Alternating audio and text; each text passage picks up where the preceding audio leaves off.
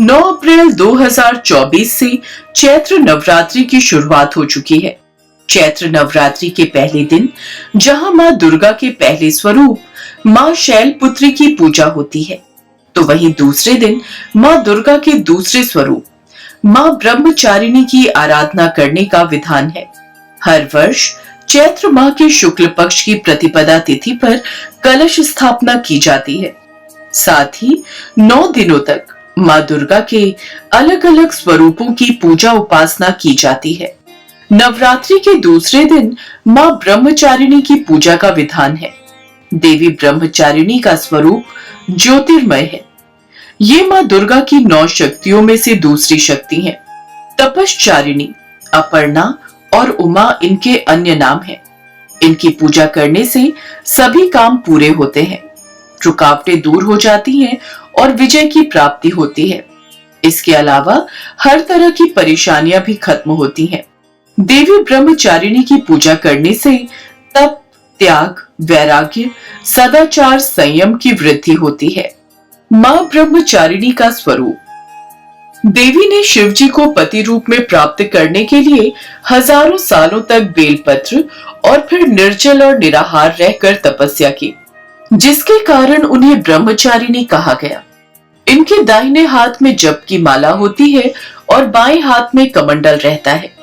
देवी ब्रह्मचारिणी साक्षात ब्रह्मा का स्वरूप है, अर्थात तपस्या का मूर्तिमान रूप है।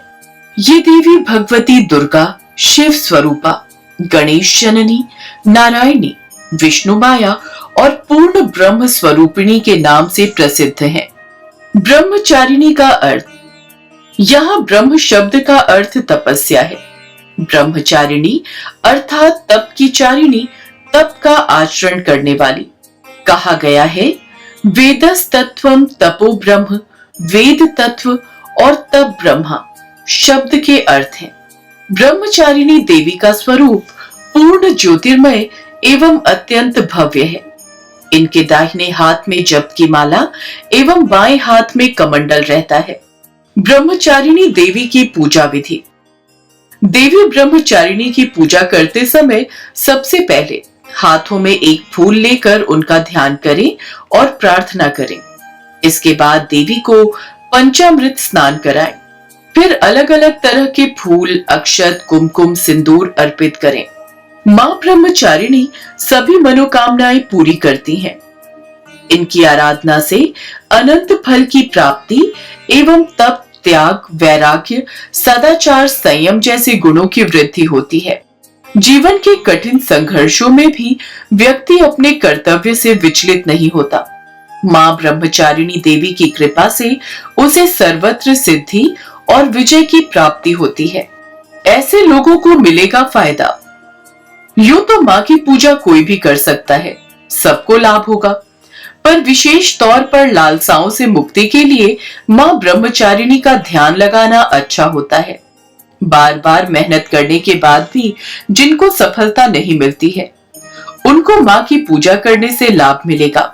या जिनको अपनी आध्यात्मिक ऊर्जा में विकास करना हो, उनके लिए भी देवी ब्रह्मचारिणी की पूजा लाभदायक सिद्ध होगी। मां ब्रह्मचारिणी की कैसे करें पूजा। देवी को पंचामृत से स्नान कराएं, फिर अलग अलग तरह के फूल, अक्षत, कुमकुम, सिंदूर अर्पित करें। देवी ब्रह्मचारिणी को सफेद और सुगंधित पुष्प अत्यधिक प्रिय है। इसके अलावा कमल, गुलाब, गुड़हल या कोई भी लाल रंग का फूल भी देवी मां को चढ़ाएं। देसी घी का दीपक प्रज्वलित कर ऊंचे स्वर में मां की आरती करें एवं हाथों में एक फूल लेकर उनका ध्यान करें और प्रार्थना करते हुए मंत्र बोलें। मां ब्रह्मचारिणी का प्रिय भोग। इस दिन मां ब्रह्मचारिणी को अन्य भोग के अलावा मिश्री, सफेद मिठाई और पंचामृत का भोग लगाना चाहिए। मान्यता है कि यह भोग लगाने से मां दीर्घायु होने का वरदान देती हैं। देवी को सफेद और सुगंधित फूल चढ़ाएं। इसके अलावा कमल का फूल भी देवी मां को चढ़ाएं और इन मंत्रों से प्रार्थना करें। या देवी सर्वभूतेषु मां ब्रह्मचारिणी रूपेण संस्थिता नमस्तस्यै नमस्तस्यै नमस्तस्यै नमो नमः। इसके बाद देवी माँ को प्रसाद चढ़ाएं और आचमन करवाएं। प्रसाद के बाद पान सुपारी भेंट करें और प्रदक्षिणा करें, यानी 3 बार अपनी ही जगह खड़े होकर घूमें। प्रदक्षिणा के बाद घी व कपूर मिलाकर देवी की आरती करें। इन सब के बाद क्षमा प्रार्थना करें और प्रसाद बांट दें। नवरात्रि में सुख समृद्धि के लिए क्या करें? घर में यदि श्री यंत्र स्थापित हो तो उसकी नवरात्रि में पूजा अवश्य करनी चाहिए, और यदि ना हो तो श्री यंत्र स्थापित करने का यह सबसे अच्छा मुहूर्त है। जौ बोकर कलश स्थापित करना और रोजाना सुबह शाम या अखंड दीपक जलाना श्रेयस्कर रहता है। कलश पर या माँ की प्रतिमा पर रोली, चावल और फूल चढ़ाएं। संभव हो तो दुर्गा सप्तशती का पाठ करें या करवाएं। पाठ संभव ना हो तो दीपक के सामने ही कोई स्तुति पाठ करके दीपक को दोनों समय नमस्कार करें। एक बार पूजन शुरू हो जाने पर बीच में कोई अशुद्धि या सूतक हो जाने पर भी व्रत भंग नहीं होता है। नवरात्र में घरों, साधना स्थलों में अखंड ज्योति जलाई जाती है।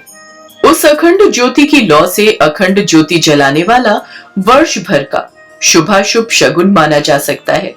साथ ही यह भी ध्यान रखना चाहिए कि अखंड ज्योति प्रज्वलित करते समय अशुभ वाणी नहीं बोलनी चाहिए।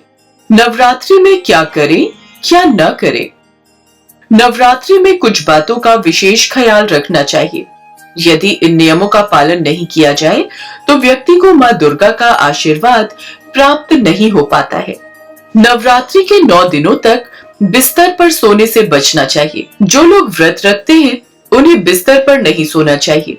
नवरात्रि में यदि व्रत रखते हैं तो बिस्तर पर ना सोएं बल्कि जमीन पर सोएं। नवरात्रि में शुद्ध और सात्विक भोजन ही करना चाहिए। इस दौरान तामसिक भोजन, प्याज, लहसुन, मांस, मदिरा, शराब आदि का सेवन करना गलत है, इसलिए इससे बचकर रहे।